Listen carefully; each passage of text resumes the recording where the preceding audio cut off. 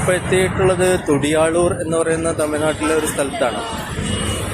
കണിവയൽ എന്നൊരു സ്ഥലത്ത് ഇറങ്ങി അവിടുന്ന് ബസ് മാറിക്കയറി ഒരു 4-5 കിലോമീറ്റർ പോയി തുടിയാളൂർ എന്ന് പറയുന്ന ഒരു സ്ഥലമാണ്.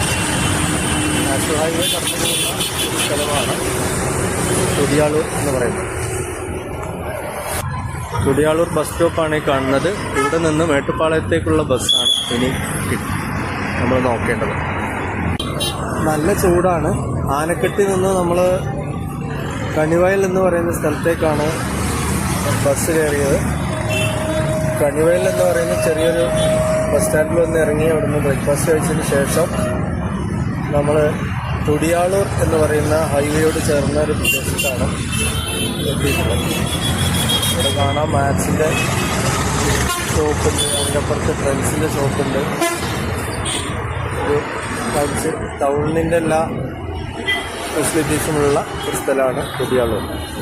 ഇവിടെ വന്നു, അതിൽ ഭയങ്കര തിരക്കായ കാരണം ഞങ്ങൾക്ക് കയറാൻ കഴിഞ്ഞിട്ടില്ല. ആ വണ്ടി പോയി നമുക്ക് അടുത്ത വണ്ടി നോക്കാം.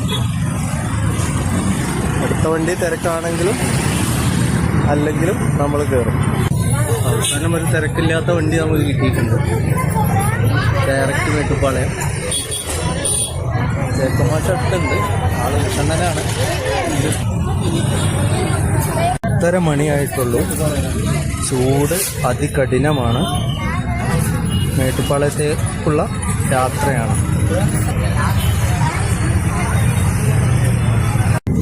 ഇത് തമിഴ്നാട് സർക്കാരിൻ്റെ പബ്ലിക് ട്രാൻസ്പോർട്ടാണ്. തുടിയാളൂരിൽ നിന്നും മേട്ടുപ്പാളയത്തിലേക്ക് 30 കിലോമീറ്ററിലധികം ഉണ്ട്. ഒരാൾക്ക് ടിക്കറ്റ് വരുന്നത് 16 രൂപയാണ്. തമിഴ്നാട് പബ്ലിക് ട്രാൻസ്പോർട്ട് സ്ത്രീകൾക്ക് സൗജന്യ യാത്രയാണ് നൽകുന്നത്. ഇവിടെ നിന്ന് നമുക്ക് ഇപ്പോൾ മേട്ടുപ്പാളയത്തിൽ എത്തിക്കഴിഞ്ഞു. ബസ് ഇറങ്ങി ഫ്രണ്ടിലോട്ട് നടക്കുകയാണ്. മേട്ടുപ്പാളയം ബസ് സ്റ്റാൻഡിൽ ചെന്നപ്പോൾ ഞെട്ടിപ്പോയി. ഭയങ്കര തിരക്ക്, അടുക്കാനാവാതെ തിരക്ക്. ആളുകൾ പാസഞ്ചേഴ്സ് തമ്മിൽ കഷപിശ കൂടി ബസ്സിൽ തിരക്കി തട്ടി. പോലീസ് വന്ന് സ്കൂൾ കുട്ടികളെ ക്യൂ നിർത്തും പോലെ ക്യൂ നിർത്തിയിട്ടാണ് ബസ്സിൽ കയറ്റം.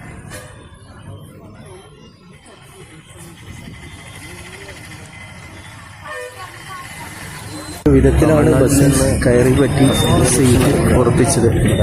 ഒരു സ്കൂളാണെന്ന് തോന്നുന്നു. ഇവിടെ 2-3 ബൂത്തുകൾ കാണുന്നുണ്ട്. അത്യുഷ്ണം കാരണം തമിഴ്നാട്ടിൽ മേട്ടുപ്പാളയം കോത്തഗിരി റൂട്ടിലൊക്കെ കരുവലം ചെടികൾ ഇങ്ങനെ